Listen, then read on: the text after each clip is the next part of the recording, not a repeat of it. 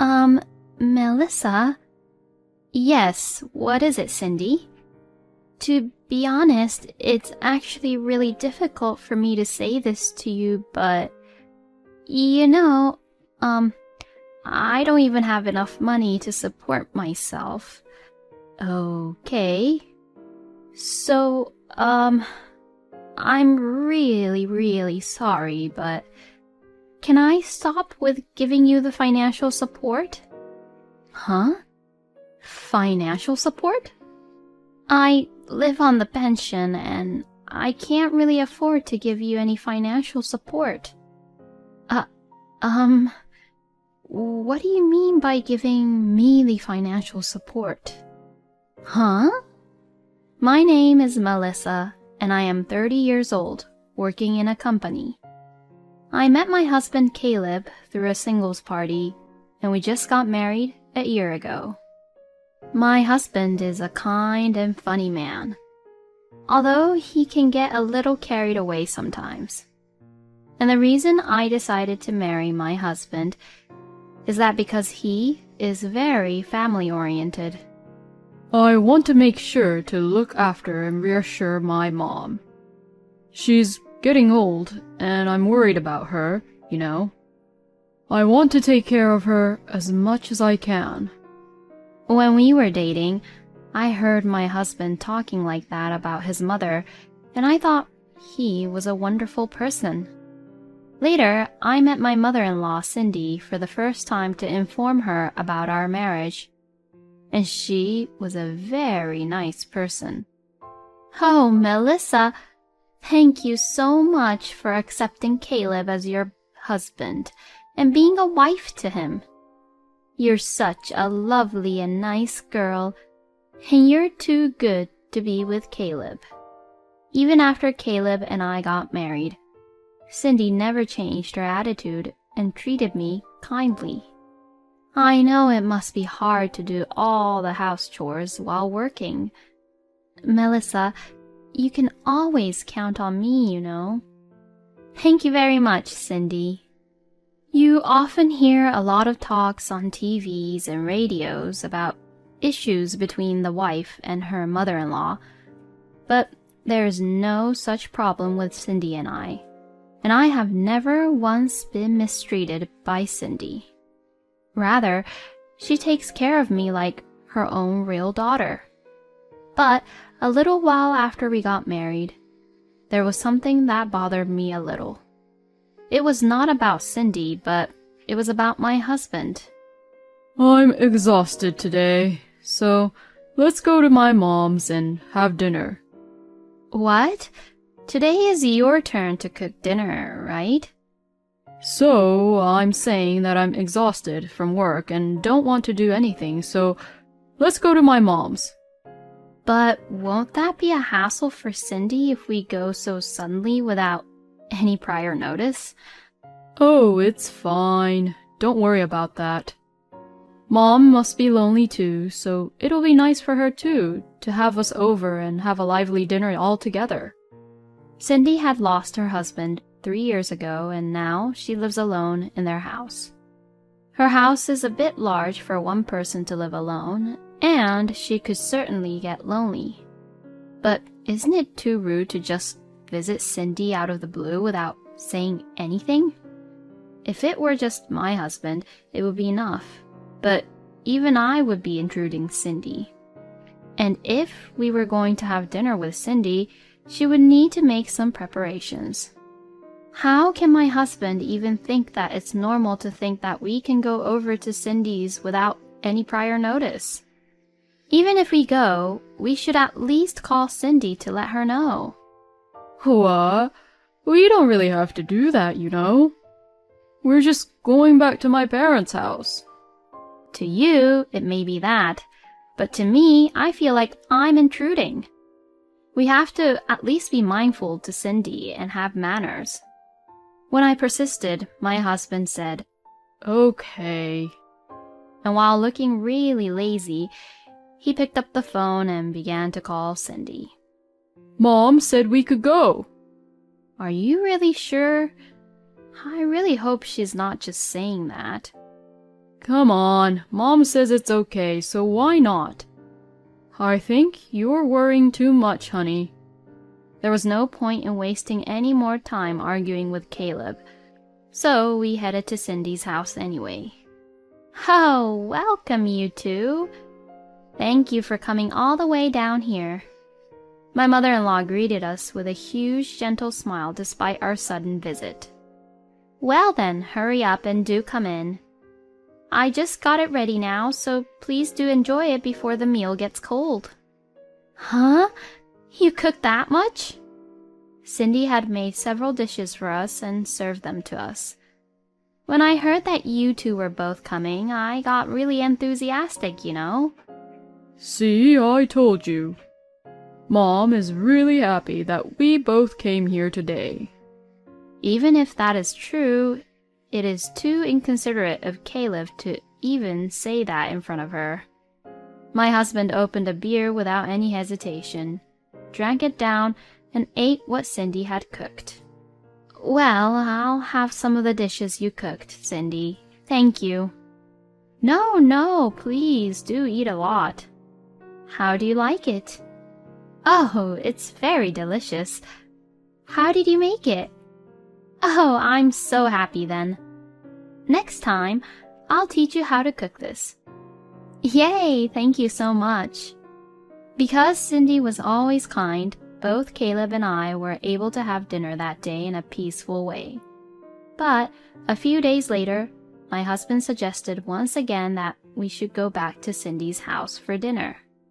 We went there just the other day. So that's just too much. It'll be a huge hassle. No, it's fine. I've already called her about it in advance this time. Oh, really? Yeah, I called Mom yesterday. Oh, so you were already planning to skip cooking today too? Oh, don't say it like that, honey. I did do my part in preparing the meal, haven't I? No, Cindy is the one who is preparing the meal. So practically, you didn't do anything.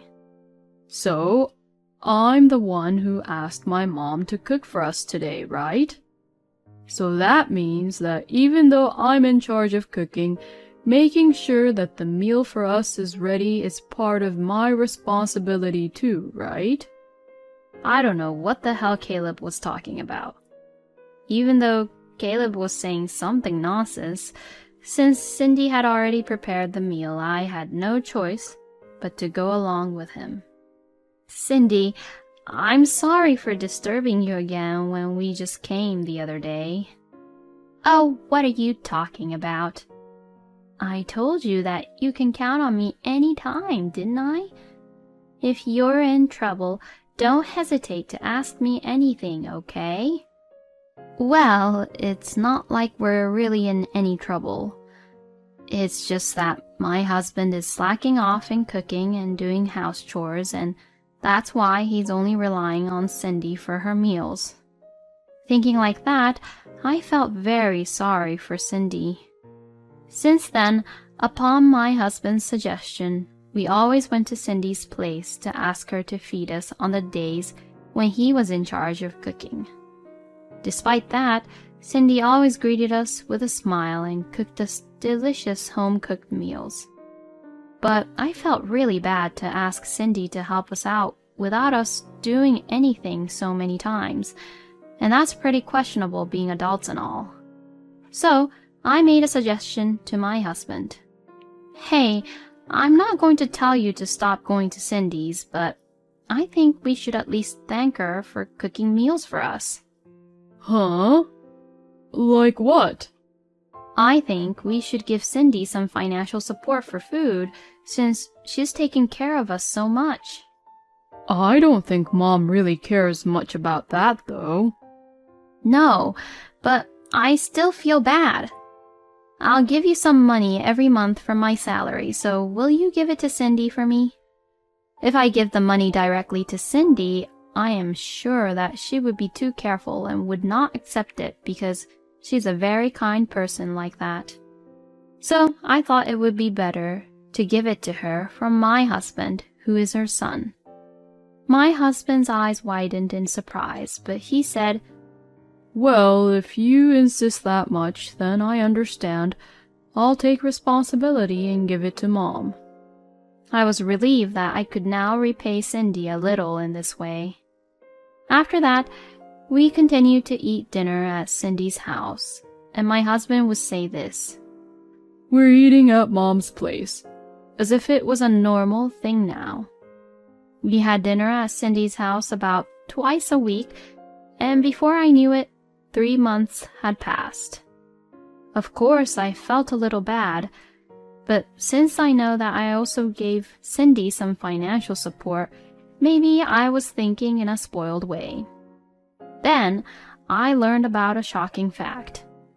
It was after dinner one day at Cindy's house. "Phew, I ate very well." Saying that, my husband had finished eating and was relaxing on the sofa watching TV. I was washing dishes and cleaning up with Cindy. Then, Cindy started talking to me with an awkward look on her face. Melissa? Yes, what is it, Cindy? To be honest, it's actually really difficult for me to say this to you, but,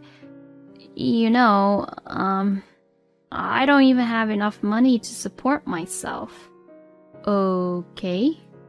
So, I'm really sorry, but can I stop with giving you the financial support? Huh? Financial support? I live on pension and I can't really afford to give you any financial support. What do you mean by giving me the financial support? Huh? Well, like I cook you both meals regularly and how I'm giving you financial support regularly. What? I understand that you and Caleb are in trouble, but as you can imagine, I'm starting to feel a little desperate too. Hey, wait a minute. I don't know anything about you giving us financial support. What? Besides, I am giving you financial support every month, aren't I? Huh? I felt bad about you having to take care of us so many times, cooking us amazing meals, so I gave Caleb some money to give to you, Cindy. I haven't received anything from Caleb. What? Then both Cindy and I had realized something. There is only one person we could think of. I had never been pissed off like this ever before. Then I immediately went over to Caleb, who was lying on the sofa. Hey, Caleb! What is the meaning of this? "What? What is it?" My husband seemed to be drunk and he was giggling around. What do you mean, what is it? "What's wrong with you? Shouting at me like that. Did you have an argument with Mom?" I grabbed my husband, who was lying down by his chest, and woke him up. What is it with you all of a sudden?" We've been getting financial support from Cindy? "What?" And where did you put the money I asked you to give to Cindy? Well, that's... My husband is just clamming up, upset, as if he has something to be guilty of. Just let go of me for now. I feel like I'm going to throw up if you shake me too much. So I let go of his chest. Will you please explain what exactly is going on? About what? Are you trying to act dumb at this point? Cindy seemed to have lost her patience, and she also began questioning Caleb. You told me that you were both in trouble, so I gave you money and even fed you dinner multiple times. Hey, what the hell? What's wrong with you? Even you're mad at me, Mom. We have every right to be mad at you. You have been deceiving Cindy and I, you know. That's a terrible way to say that. Then, where did our money go to? Hey, let's just stop talking about this. We just had Mom's delicious food and now you're spoiling the good mood. And whose fault is it?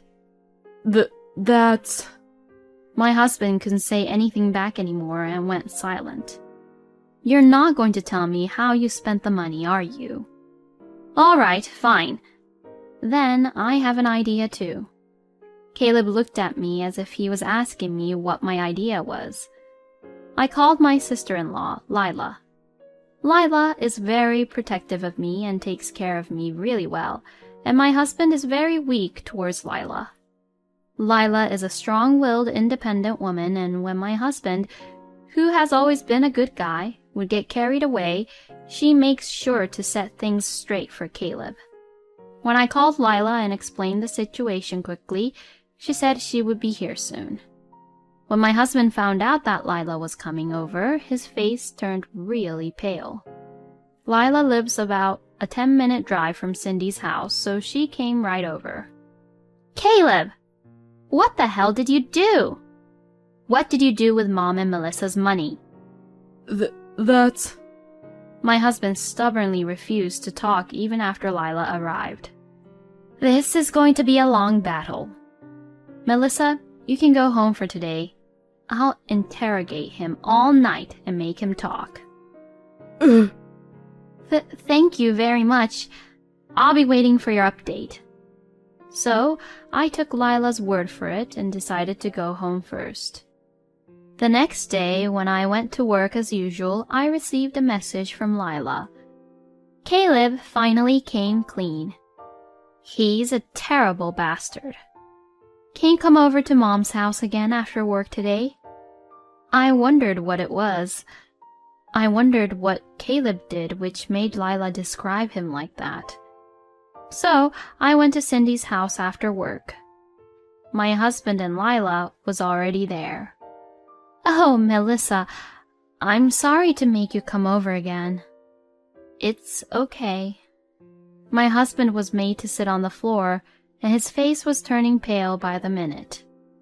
Well then, Caleb, why don't you talk to Melissa properly about the truth? I stood right in front of my husband to listen. He was looking down at himself really awkwardly.